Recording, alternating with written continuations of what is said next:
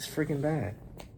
All right, so we have a state representative, Marcus Evans. Okay, he wants to ban violent video games in order to eliminate the increase in carjacking and to take on the violence in the inner city of Chicago. Now, if you really think about this, it's similar to the House Bill 3531. It would prevent the sale of all violent video games. If you sell or rent a violent video game, there will be a fine of up to $1,000. Now, if I'm looking at this and doing some more research, okay, so violence could be anything for serious or physical harm to a human being where the player kills, or it could be amongst like an animal. Okay, now if you really truly think about this, now the violence in Chicago or any violence in history, this really has nothing to do with video games. Yes, and according to the American 2020 Psychological Association, they said it was a very similar, just like link of violent behavior if you compare it to violent video games or or movies in that nature. Yes, I do believe that entertaining or entertainment may have a factor in that, but prohibiting for people to actually buy violent video games is a violation to the First Amendment. Now, I just really thought he will really do some type of research on this, or he would have someone in his cabinet to actually advise him to go out by a different plan. Because instead of just wasting time and going to the meeting the legislators to go ahead and pass this bill, I really think it's going to really create more aggravation. And it's like it's a little bit of communism, because violation of First Amendment. You mean to tell me that I can't play a violent video game? When I remember I was growing up, it always starts at home. When I was growing up, my father always educated me when I used to play Grand Theft Auto, or I used to play like some type of, Twisted Metal, any type of video game that might cost like for you to kill, or, in order to proceed in different missions. He used to tell me right from wrong. This is reality. This is just entertaining. And then I had to get permission to actually play those games because I was under age of 18. Now, in 2012, you think about it, the state of Illinois, most states are really encouraging that, okay, well, we're eliminating the access for minors to obtain video games, unless they have a parent with them. You could even purchase Mortal Kombat because it's rated M for mature, games is rated R and things like that. You have to have a parent with you, someone that's a little bit older, so they can get their consent. Usually when you buy games from GameStop, they usually do that in any type of retail business. And we already have legislations like this. Now, in order to really to put peace and limit all these carjackings, you have to understand the root of the problem, because violence can come from within. It could come from psychological behaviors. You can be growing up in a nice neighborhood. You can have a lot of things going for you, but it can be inner demons, anything that's going on spiritually, that you want to go out here and kill your brother. Now, we thinking about this as a long history. If I was in his position, what I would do is I would try to create a peace correlation with with the citizens, the residents of Chicago, and the police department. So, for instance, like I say, like especially getting with these kids are young, because you got to think about the analysis data. Most of these crimes are from men. Yes, women commit crimes too, but for the most part, it's from men doing these things. And it may be lack of opportunities going on there. It may not be like, hey, okay, well, there's not too many things to do when you have kids in Chicago. They graduate from high school. Are they able to make a livable wage? Do they have to put themselves in a position to go out here and kill the next person? Or do they have to go in here and just have an idle mind, not do anything, and just like, hey, let me just join the gang? That's not teaching them any type of leadership skills. I would actually try and form more mentorship programs. That would be my thing. I would issue more of that. I would actually pay bonuses to teachers that would actually go out here and teach these kids right from wrong, teach these kids about counting, teach these kids about taking care of their families if they in their position of a father relationship, and also too respecting authority. And then I would encourage them to go into different programs to be a police officer, to be a judge, or be a lawyer, to be in these type of positions so they can have justice and increase justice for their African Americans, right? And just give them some type of inspiration. Have more museums there. At the end of the day, clean up the streets there. I would actually give like community service hours. Make sure it's like mandatory for different kids. Kids in the inner cities that's going to these schools, because you got to think about this. Why this killing is going on? Why is people not trusting one another?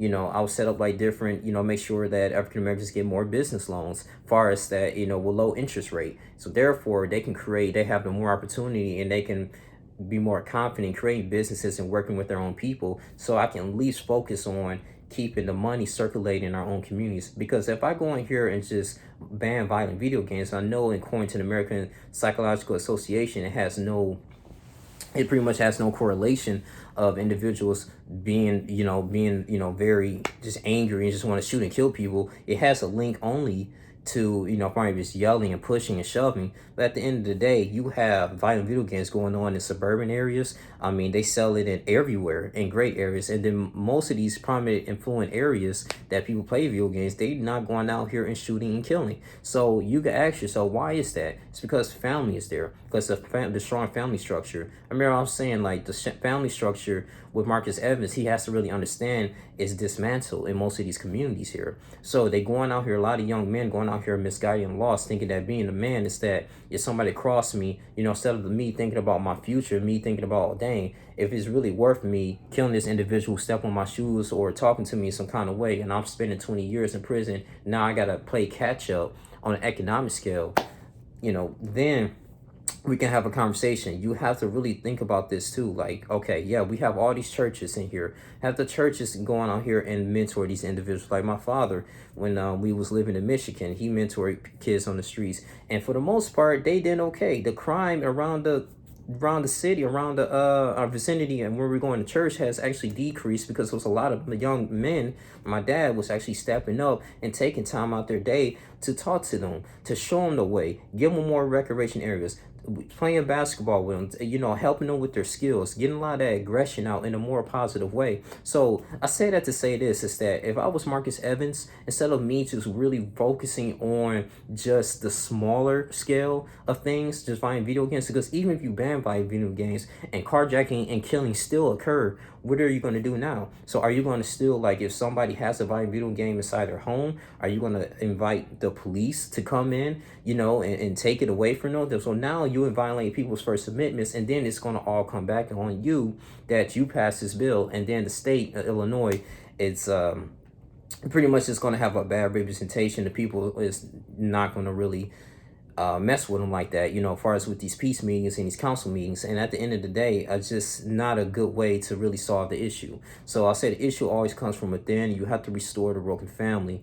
And the best way is that, get these laws out here, like, hey, as far as like, not locking these brothers up too much. Like, if they late on their child support, yeah, I believe that you should pay for it, because the mother might need that money. But at the same time, too, at least having the opportunity to have custody for the kids as well. Like, just you got to have more mentorship programs going on in there. You think about, like, in Brazil, they had the same way too.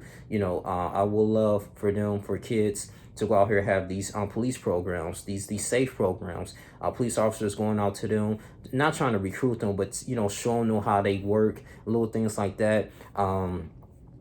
So they can at least be like, what, I'm not gonna, in order for me to have a future as being a cop or someone upheld the law, I'm at least be an upstanding citizen. I'm not gonna go out here and participate in crimes. So the kids and the people and the residents have to feel invested, and that they can't at the same time feel like things are being taken away from them, so because they're gonna lash out. And this is a deep psychological issue going on here. But if we have more people stepping up and more people leading by example, I think then, the crime will actually kind of eliminate here. So I kind of disagree. I actually strongly disagree with your representative, Marcus Evans. We're going in here and want to propose and working very hard to propose with these legislators and create a law to ban violent video games, and then punishing the residents of Chicago $1,000 for actually selling and renting one. That's not really feasible. That's not nothing to do at all. So you got to think about this. Books, is it are you gonna do it for books? Are you gonna do it for movies? What is the incentive here? At the end of the day. So you can't do that. This is not a really good way to go about eliminating, addressing the issue. It's just like putting a band-aid over it. You need more opportunities. You need more things. The more, like, when I notice the neighborhoods that have the less crime, as far as like the population is not as high. And then on top of that too, they have these nice schools and these teachers that actually invest and encourage these kids to actually be something in life. And then they have programs to be like, okay, even if they don't want to pursue a higher education, they at least have an opportunity to go in here and maybe go to a trade, or they have like a program that can suit with their skills. Nobody wakes up and say, I want to kill somebody. No, it has to be something that's been ongoing. Yes, you cannot go in and control everybody's household, but you can at least create in an area that, okay, well, at least, I'm making a decent amount of money economically. I would actually propose more the minimum wage to be $15 an hour at least. And you got to think about that too. That's a debatable thing because inflation can kind of occur. Then you got to think about too, a lot of businesses may not be able to afford to pay those workers with no skills or little to low skills as opposed to going to school. But then again too, I would actually propose to fight for the inner city people, the residents of Chicago. If you graduate with a certain GPA 2.5 or up, you can go to community college for a full ride for free, and then and if you have a 3.0 or better, then you can go to college for 2 years. I mean, first, like, we'll pay your full tuition in 2 years, and then the rest of 2 years you just got to find a way to pay, and then we're gonna have work study for you so you can have more money in your pocket, or we'll reward you with this. So like it's little different things that you can kind of do to go in here and to go about eliminating the crime and the carjacking that's going on in the city of Chicago. So I don't know if he was doing this off of emotion, but for the most part, this is really not a feasible way to go out here and addressing the issue. So that's just what I personally believe. Just want to kind of talk about that. You guys don't like, comment, subscribe, share this video. Tell me what you guys think. This is a good way for Marcus Evans, representative of Illinois, to go in here and ban violent video games to eliminate the carjacking and the violence that's going on in the inner city of Chicago. Do you have any ideas? Just let me know. Let's have a discussion. So thank you. I'm not trying to try this too long. Sorry. Thank you guys for coming in here. This is your boy, Lee Jr. I'm out. Deuces.